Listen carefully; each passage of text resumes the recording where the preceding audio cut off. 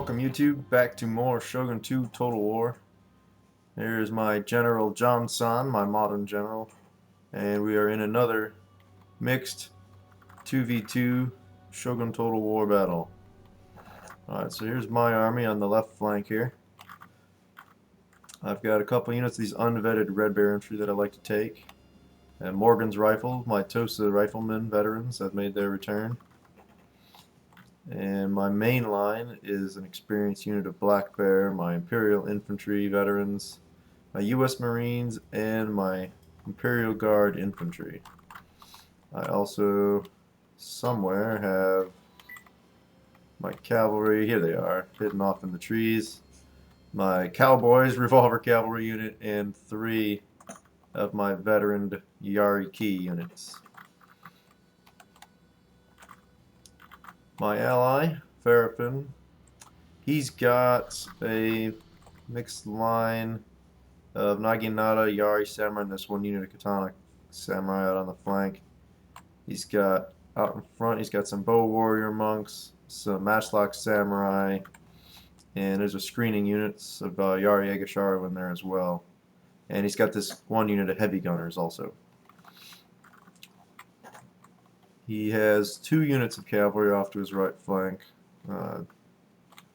Yari cavalry and this depleted unit of Katana cavalry must be a veteran unit that hasn't had a chance to fully recover. And then of course his general. On the far side we have once again Comrade Drago, whose forces unfortunately are mainly hidden in the trees right now. His army is not so dissimilar from my allies. He's got these cheap mounted Naginata cavalry though. And he has a tendency towards more of these Nodachi samurai than Naginata and Yari samurai. Although there's a few units of Yari samurai. Once again, he's teamed with Bass Venderboss, who has a few vetted units, but has mostly unvetted infantry. A line of mixed bear type infantry, red bears and black bears. A number of these Yari Kachi, 2 or 3 of them. 2 and then a spear levy. He's got these saber cavalry, and then he has a few units of his bow kachi also mixed in here in an attempt to supplement his gun line, no doubt. He also has, in terms of cavalry, 2 units of Yari Key with 1 chevron each deployed out to his extreme right.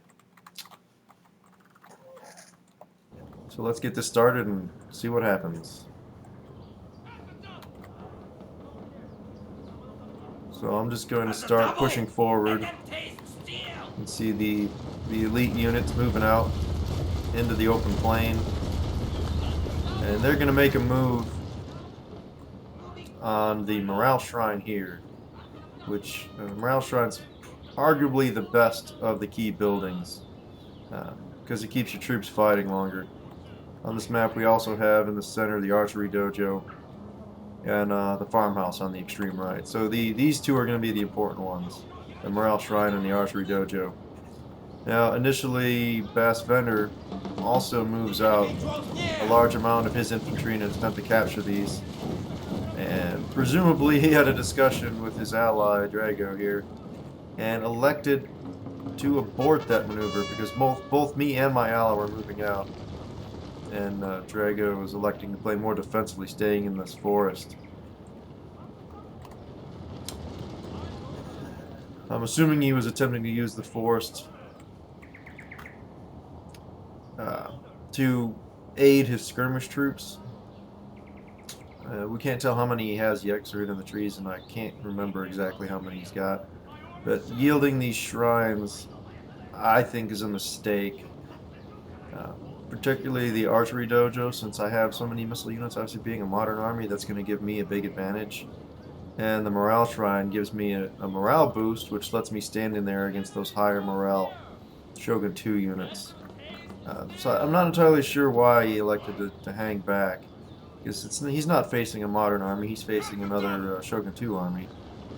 So I sort of expected them both to push out. And, I assume he has his reasons. Maybe Drago himself can explain in the comments, but I don't entirely understand the strategy here.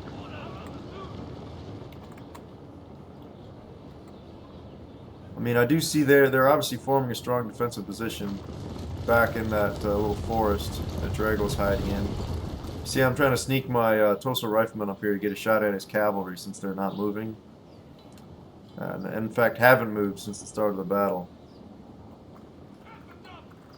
Now, Avenger's also moving some troops up into this forest, presumably in an attempt to protect the right flank of his and his allies' army. You see, I'm trying to sneak the sneak the range arc of these Tosas up onto those cavalry and get a good volley or two off, which would mess these guys up pretty good. He sees it coming just in time and gets them out of there. I did have my cavalry, some of them in these woods here, to reinforce and counterattack if they decided to just rush downhill on me. So again, here's Bass Boss's troops that were in this forest, milling around a lot, just trying to set up a position that he likes.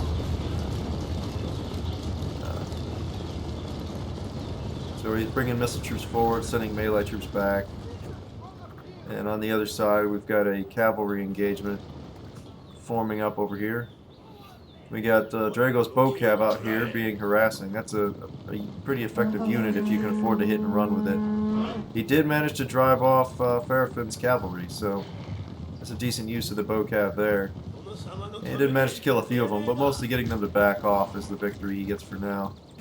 So we've got these shrines all captured, or these key buildings all captured, and the two Shogun TW armies are sort of squaring off, and the two Follow the Samurai armies are doing maneuvering over on this side. Now, you see I'm starting to curve my forces in towards this forest. If he's going to yield this flank, I'm going to take it. And, you know, so I'm going to, if I can get this forest, I want that too, because that would give me a position from these trees where I could fire out on his troops in the open, which would give me another advantage in the, you know, gun-to-gun battle. So you can see on the mini-map here that I'm just doing exactly that. All the cavalry moving out to the flank and just trying to push him back bit by bit, and, you know, trying to stay patient. I don't want to charge against two whole armies by myself, and I want to at the same time maneuver to this flank.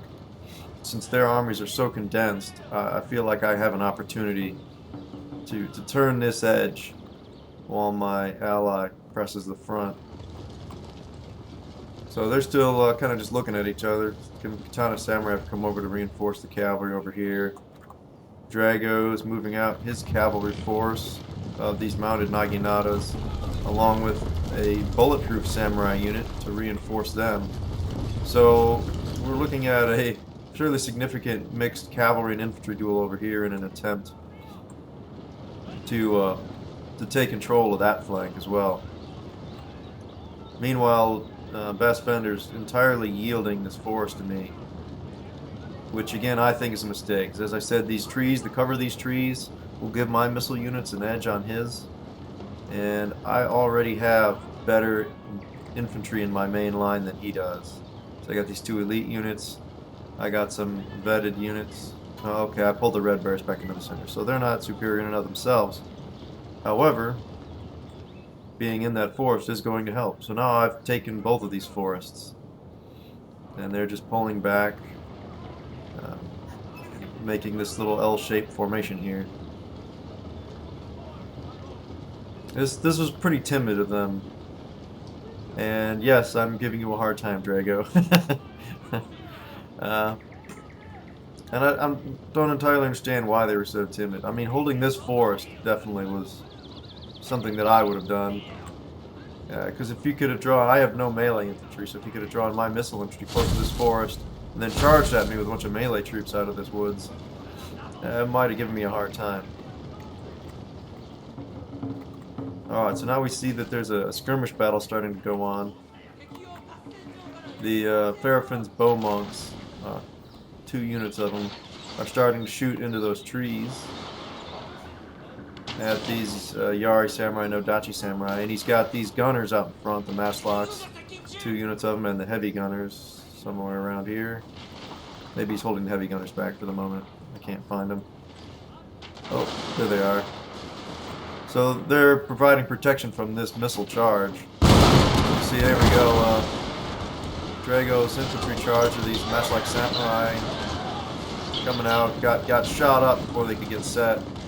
He has moved his bow samurai where they can return fire on the longer range bow monks. And they do have some protection from the trees here, I think. Well, maybe they don't. So maybe they don't from this position, but they're in this little bit of a valley, so that might give them a minimal amount of protection. And we're also going to see a cavalry battle start here on the extreme right.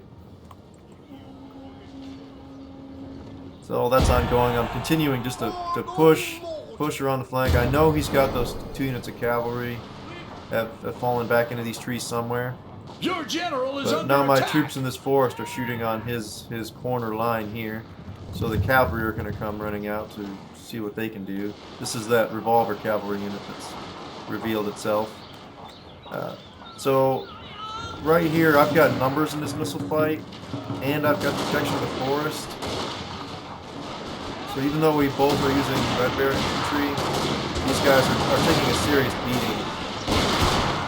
So now you see how fast these revolver cav are just cutting these spear levy to shreds. Spear levy not the most effective target for these guys, just because the spear levy are cheap. But, you know, I had to do something. I'm trying to open up a position on his flank, which I've managed to do. Now I'm shooting into his Red Bears, but his own cavalry is now got a piece of my revolver cav and is driving them out. Now my flank is now a little bit exposed here, as these Red Bears are kind of out on their own. He's going to take advantage of it and get a good charge on them. So that's going to hurt these guys pretty bad. You see their numbers dropping. But I'm immediately counterattacking with my 3 units of Yari Key. And these guys got a little too close to my gun line and took a volley, so they're in serious trouble. And these guys are going to be quickly routed by my more veteran cavalry and more numerous cavalry. Here we go. The missile lines are just duking it out here with this big cavalry engagement going on either flank. So I did manage to save this Red Bear infantry unit. I lost my revolver cavalry, so we traded half a unit of Red Bears and 1 unit of revolver cav for all of his cavalry, except for this saber cav, which I'm honestly not that worried about. But he lost the 2 Yari Key. Now we hear the heavy gunners going in the middle as the skirmish fight is sort of wrapping up. This cavalry fight pretty much fought to a draw. I mean, basically, Barafin and Drago both lost all their cavalry in this fight. So this is going to be an infantry duel the rest of the way out. So my elite units now are dueling with both Drago and Spender's corner. Instead of getting numbers in this fight, these guys are just better than the troops they're facing. Although this unit's been whittled down pretty good. So now the Black Watch infantry's going to move up, and Drago's decided that he can't win with the skirmish fight. He's charging out all of his melee troops now. He was definitely right. He was definitely not going to win that missile duel. He had basically no missile troops left. So he had to do something. He couldn't just stay in those woods and let us shoot him out. His troops are coming out here and they're already wavering. They're only fighting, I guess they're fighting Naginata, so the Naginatas are going to have an edge on these Yari samurai. In any case, now there's just a massive melee duel across the front. And you can see Best Bender has obviously lost a lot of troops on this flank. And I'm just pouring fire on those remaining troops. Now, I did hear charge cavalry right into these Yari Kachi, but I'm not going to let them stay and fight there. My intent is just to keep giving attack orders and just push through this line. And they actually managed to push through this unit of Yari Kachi. They don't do a lot of damage to them, but they do leave them exposed to missile fire. They get into the back of what was left of his line infantry. And his Yari Kachi, or his Katana Kachi, didn't even really get all that close. I mean, they were still a good 150 feet or so from my line, and they broke, and now they're just paying for it by getting shot in the butt. Alright, so here we are at the battle results screen. If there's a lesson to be learned from this battle, I think it's that you have to pick the right ground to fight from. Even on a flat map, there's not really any hills, obviously, to take advantage of, but those forests could have been a useful way to fight us, and Drago was trying to make use of the one, but in doing so he left his ally to defend his flank in the wide open, and he continually was yielding position to me. I was able to get cavalry around to his flank and even into his rear. I was able to take a forest and then have a big missile fight from that forest. Uh, so that's why I generally prefer, given the choice between hanging back and taking the initiative, I prefer to take the initiative because it lets you choose where and when to engage. Uh, Not to mention it conceded all the key buildings to us, so we were able to get, some buffs to our soldiers. Uh, so that's my main thought on that. That's why I decided to show this one. Uh, by yielding the field, you're sacrificing the initiative unless you have a particularly strong position to hold. And that little forest they were clinging to was not enough to hide their forces, and it wasn't that strong a position to try to defend. Alright, so surprisingly my unvetted unit of Red Bear infantry was my stars, and they were the ones that were in those trees, shooting right into the corner of Bass Vender's formation. The revolver cav, they caught that Yari cav charge, but they did 116 kills in probably less than 30 seconds, and these guys can really put out some firepower. I didn't use them the best in this battle. This is, you see they only have one chevron. This is one of the earlier battles I fought with them. So I had to keep something closer to help protect them, or they might have done even better. Bass Bender got pretty beat up. He didn't do a whole lot of damage to my forces. You see on the army screen, I only lost 314 men, and he lost over 1,000. So unsurprising, his forces aren't, super high levels of damage. Ferrofin, he had his bow warrior monks. This was no doubt was shooting up Drago pretty good. Both of them did pretty good. Match like Samurai did pretty good. So yeah, Drago was definitely struggling in that skirmish battle on his side. And the Nodachi Samurai got a decent charge in, but they suffered too many losses coming in. By the time he made that charge, I had a couple units who were able to shoot into his flank too. And they just weren't able to keep enough of their men intact to succeed in that charge.